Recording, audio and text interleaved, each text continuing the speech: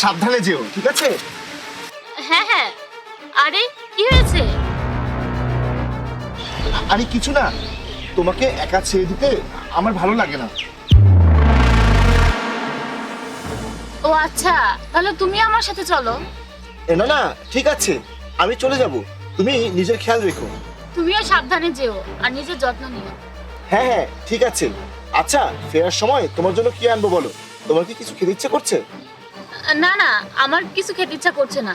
তোমার যেটা ভালো মনে হয় তুমি নিয়ে এসো। ঠিক আছে, বাই। বাই।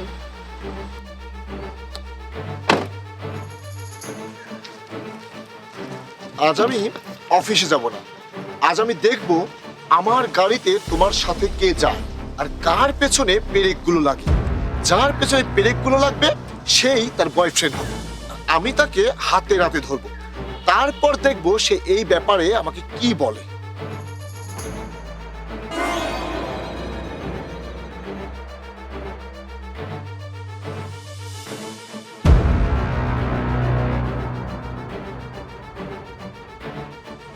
না, কারো পেছনে তো পেরেক লাগেনি, এরা তো সব ঠিকই আছে।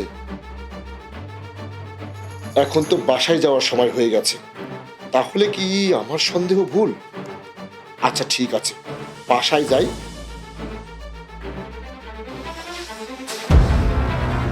আসসালামু আলাইকুম স্যার। ওয়ালাইকুম আসসালাম। স্যার, আপনার একটা পার্সেল এসেছিল, সেটাই দিতে এসেছি। ধন্যবাদ। কিন্তু কি হয়েছে তোমার? তোমার শরীর ঠিক আছে? তোমার অবস্থা খারাপ মনে হচ্ছে। জি স্যার, আমার শরীর ভালো আছে, আমিও ভালো আছি। তাহলে কি হয়েছে? তুমি এভাবে বাঁকা হয়ে লেংচে লেংচে হাঁটছো কেন? স্যার, ম্যাডাম আমাকে জিনিস আনতে বাইরে পাঠিয়েছিলেন, আর তখনই একটা বাইক আরোহী এসে আমাকে পেছন থেকে ধাক্কা দিয়েছে। আর রাস্তার উপরে পেরেক পড়েছিল, আমি সেগুলোর উপরে পড়ে গিয়েছিলাম আর অনেক ব্যথা পেয়েছি, সেই কারণেই কষ্ট হচ্ছে। আচ্ছা, পেরেকের উপরে পড়ার কারণে তোমার পিছনে ব্যথা হচ্ছে? হ্যাঁ স্যার। সে আমাকে সম্পূর্ণ মিথ্যা কথা বলছে। তাই তো বলি, পুরো অফিস থেকে পেছনে পেরেক লাগা কেউ বের হয় না কেন? কারো পেছনে পেরেকের আঘাত লাগার ব্যথা খুঁজে পায়নি কেন? এখন বুঝতে পারছি, সেই সব পেরেকগুলো এই 2 পয়সার সিকিউরিটি গার্ডের পিছনে লেগেছে। এটাই ঠিক। হ্যাঁ ঠিক আছে, ওষুধ খাও, ঠিক মতো ওষুধ খেলে ব্যথা ঠিক হয়ে যাবে। অপু, এদিকে এসো। আরে কি হয়েছে? এত হইচই করছে কেন? অপু, তুমি আমাকে একটা কথা বলো, এই তুহিনের কি হয়েছে? আরে আমার কিছু কাজের জন্য তাকে আমি সিঁড়ি দিয়ে উপরে তুলেছিলাম, আর সে সেখান থেকে স্লিপ কেটে নিচে পড়ে গেছে। আর নিচে পেরেক পড়েছিল, এই বেচারা সেই পেরেকের উপরেই পড়েছে। কি?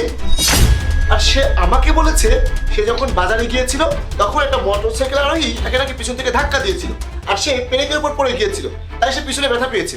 তার মানে তোমরা দুইজন দুই ধরনের কথা বলছো, ব্যাপারটা কি?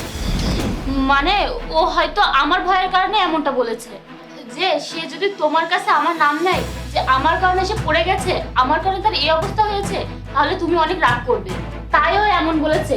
আচ্ছা তুমি এসব বাদ দাও, চলো আমরা ভিতরে গিয়ে কথা বলি।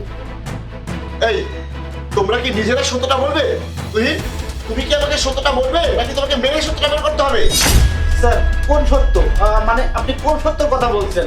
স্যার, আমি কিছুই জানি না। আরে ও কি সত্য কথা বলবে?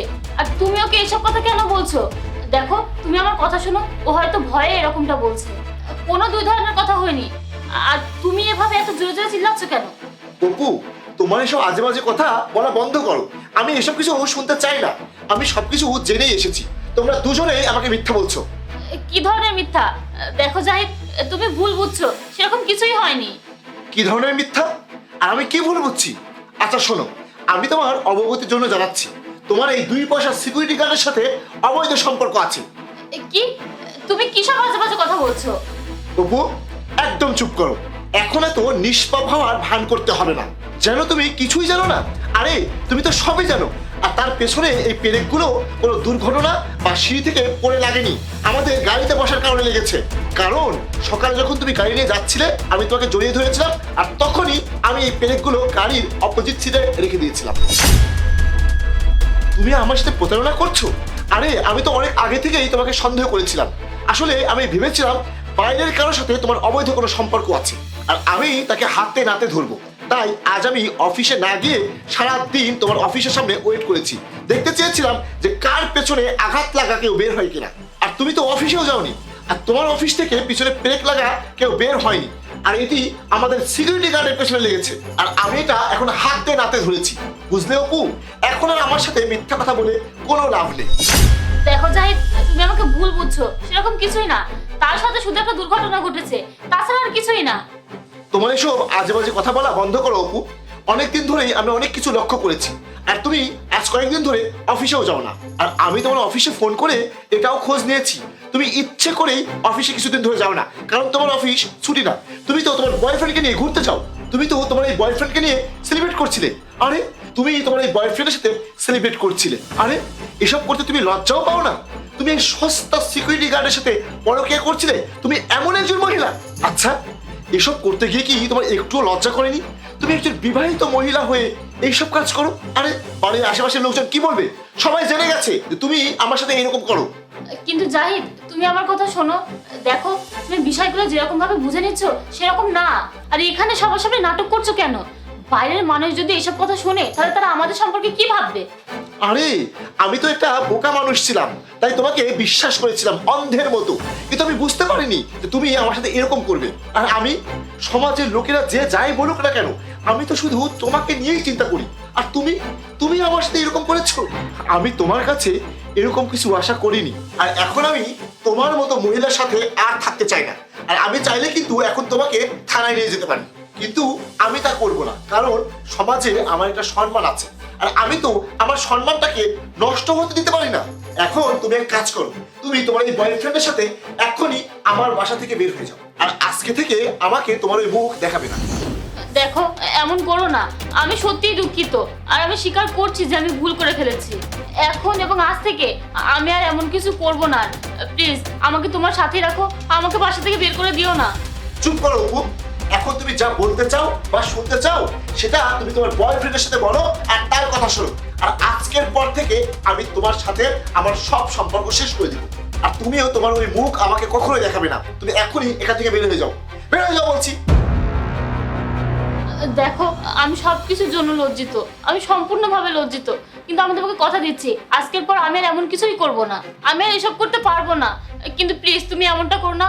চলো আমরা ভিতরে গিয়ে কথা বলি। চুপ করো অপু, তোমার সাথে আমি আর কিছুতেই কথা বলবো না। আর তুমি লজ্জা পাচ্ছ না? তোমার কি একটুও লজ্জা নেই? তুমি কি তোমার স্বামীর সাথে মজা করছো?